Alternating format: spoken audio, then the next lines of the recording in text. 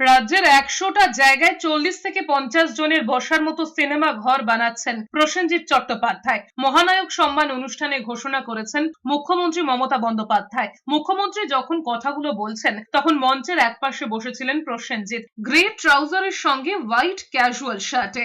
এভাবে হঠাৎ করে মুখ্যমন্ত্রী ঘোষণা করে দেওয়ায় অপ্রস্তুত হয়ে পড়েন প্রসেনজিৎ। মুখ্যমন্ত্রী বলেছেন ও যেভাবে সিনেমা ঘর বানাচ্ছে তাতে সিনেমাটা আরো বেশি ছড়িয়ে পড়বে। এটা যদি হয় তাহলে বুথ স্তরে, তৃণমূল স্তরে বা প্রত্যন্ত এলাকায় আরো বেশি মানুষ সিনেমা দেখতে পারবেন। আর ওরা যে ছবিগুলো বানাচ্ছে সেগুলোর মার্কেটিংও হবে, কর্মসংস্থানেরও সুযোগ তৈরি হবে।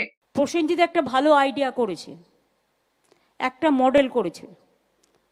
আমাকে অফিসাররা দেখে এসে বলেছে ও প্রায় 100টা জায়গায় 40-50 জন বসার মতো একটা সিনেমা ঘর তৈরি করছে, এবং সেটা আমরা মডেলটা দেখে খুশি হয়েছি।